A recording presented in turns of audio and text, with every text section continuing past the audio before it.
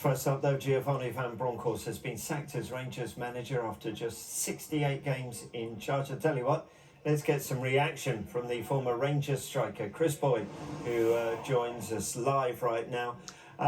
Very good morning to you, Kris. Let's firstly get your initial reactions to this news this morning. Yeah, I mean, I'm not surprised, Rob, to be honest. I mean, I think the performances recently have not been good enough.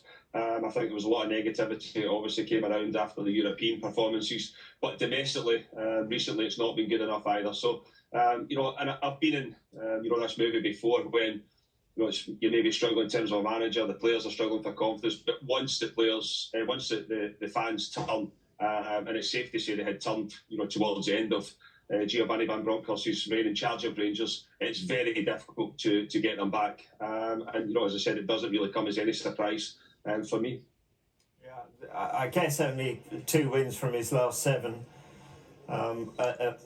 Many clubs wouldn't be acceptable, but at Rangers is simply unacceptable, isn't it?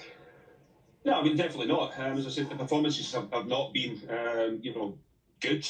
And I think because you trail Celtic with 9 points as well, even when Rangers were winning games, it looked as if everything seemed to be a grind, and it just hasn't worked out.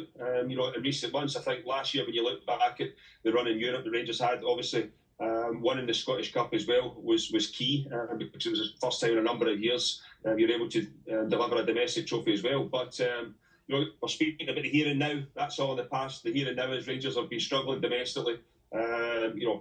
Europe was an absolute disaster. But as I said, domestically struggling as it right now as well. So it doesn't come as any surprise to me. The results, the performances have not been good enough. The results have definitely not been good enough. Yeah, but let's try and put both sides of the story, Kris, which you'll know far better than me. Europa League final, but then he had to sell players that he would have wanted to keep, and perhaps the replacements weren't up to that level.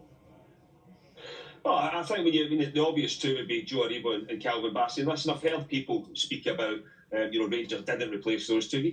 Rangers can't replace those two. In terms of the type of, or how much money they're left for, the performances they put in. And you've got to remember, they came in as young boys, both for them, and progressed and developed at Rangers. And that's what it is at the end of the day. Rangers are going to have to, they're going to give people an opportunity to go and perform. And if they do that, they might move on for big money. So to go and think, right, well, we've sold, Calvin Bassey for £20 million, we're going to replace him with a £20 million player. It's impossible.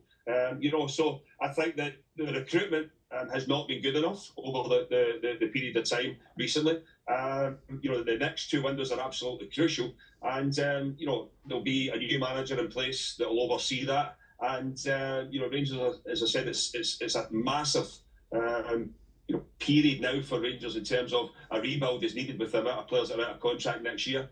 And I'm sure that work will be underway right now. Yes, it's important to get a new manager in place, but the club have got to be looking at players, as well. Does it benefit whoever that may be by the timing of this, or was there no coincidence that this came during the World Cup break? No, I mean, as I said, I think that everybody. If you go back to, there was 3 games before or the last week before the World Cup break, and everybody was saying, Rangers have to win 3 games, and then lost at St Johnstone, and then it was, you have to win the next 2. Obviously, beat Hearts on the Wednesday night, and then drew with St Mirren at the weekend. So, it can't keep going on like that. As I said, I've been here before when, it's a case of you've got to win 2 games, you've got to win 3 games, you've got to win the next one. The issue comes when you lose that game, and it doesn't go away. The pressure's always there. And I just feel when you look at it and you listen to the fans in recent weeks, they've turned, they're angry, and it's very difficult to get them back on side. So I think the outcome was inevitable. People will say, why did you not do it last week? We don't know what's going on at football clubs behind the scenes. There's obviously legal documents and everything need to be sorted when a manager moves on. That might take time as well. So they said, people will say, why wasn't he sacked last week? But I think as it stands right now, Rangers, you've got to say have made the correct decision, because as I said, it was starting to get angry, and then all of a sudden it turns on the board and everything as well, which they don't need. But it's a big period for Rangers going forward now. That's for sure. Yeah, he was intrinsically linked with Rangers, wasn't he? As a player to Scottish Premier League titles, to Scottish Cups, to Scottish League Cups, and then the Europa League final as a manager, only a penalty shootout away from winning that. But here's his managerial record, that win rate of 61.76%, as we alluded to, not what's demanded by a club like Rangers. That Europa League Cup run, it was magical, wasn't it? How much did that mean to the club? It was huge. I mean, I think to go on that run last year was fantastic. It's something that you can't take away from the football club. They came up short in the final, but it was a terrific run, and I think that's where a lot of the negativity has came from this year. Because Rangers done so well in Europe last year, then they've struggled, they were way off it in the Champions League this year. Yes, it's a step up in class. There's no doubt about that. But the performances should have been better. But when you look at Giovanni Van Bronckhorst, as you say there, in terms of what he's achieved as a player at Rangers, obviously moved to Arsenal for big money as well. Getting Rangers to that Europa League final, also deliver the Scottish Cup, the first domestic league trophy in a number of years as well. So, I hope further down the line, Giovanni Van Bronckhorst will be welcomed back at Ibrox for what he's achieved at the football club over his period as a player and as a manager, and I'm sure he will be. But at this moment in time, it's just not worked out. There's been various reasons why it's not worked out.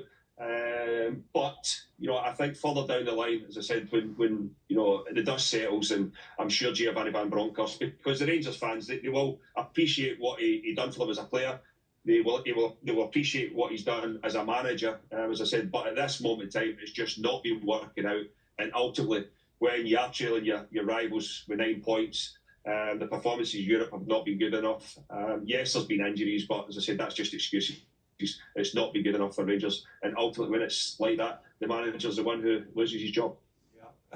Scotland, a slightly shorter World Cup break than the Premier League in England, so there is a little race against time here. Then put your thinking cap on, Chris, and who do Rangers turn to here? Well, I think there's one thing about Rangers and Celtic for that matter. I wouldn't rule out Andy. I think we've seen that in the past. Whether it's big names starting their managerial career and Steven Gerrard, whether it's managers maybe trying to rebuild their reputation and Brendan Rodgers then get another Premier League move off the back of that. I wouldn't rule Andy out. I think that there's no doubt that Rangers can't afford the Premier League wages that a lot of your Sean Dyches might be on. Ralph Hasenhüttl and people like that as well have been mentioned. But there's a special attraction to both clubs in Scotland. There's no doubt about it. I think the fan base, the opportunity to play in Europe, and the opportunity to win domestic trophies. So there's a lot of attraction to the football club. I think the obvious one at this moment in time would be Michael Beale. He's someone who obviously turned down the Wolves job not so long ago. The Rangers fans, for what he'd done under Steven Gerrard, they remember that. They're extremely proud that he was part of that team that delivered 55 for the football club. So there's an obvious connection there. Whether Michael Beale's want to move on from QPR at this moment in time as well, as he said, he turned down Wolves not so long ago, whether that was the right move or whether he had wind that something was maybe going to happen at Ibrox and he was prepared to wait for that. We don't know, as I said, but I think he will definitely be someone who's in the running and see where it goes from there. But there's one thing, what I will say is as well, Rob, that whoever comes in looking at it, when I go back to the last time that something like this kind of happened for Rangers in the top flight was when Paul Le Guen went and Rangers went and got argued with the greatest manager. Sadly, he's no longer with us, and Walter Smith. But he knew exactly what he was going into. He would take no rubbish from players. He was organised, the discipline side of it. He knew exactly what you were getting from him. And I think that obviously Sean Dyche is of that type. I think that he would want to rule the dressing room, manage it properly. So when you look at, as I said, some of the players, there's no doubt the performances have not been great. The discipline from some of them as well, and I mean on off the field, has not been great either. And there is no doubt that whoever gets the job, you know, there's a few people needing a bit up the backside, shall we say, and get going again. They've showed that they can be top players, but for whatever reason, at this moment in time, it's not working. So you know, there's both sides of, as I said, the manager, the managerial talk there in terms of Mick Beale.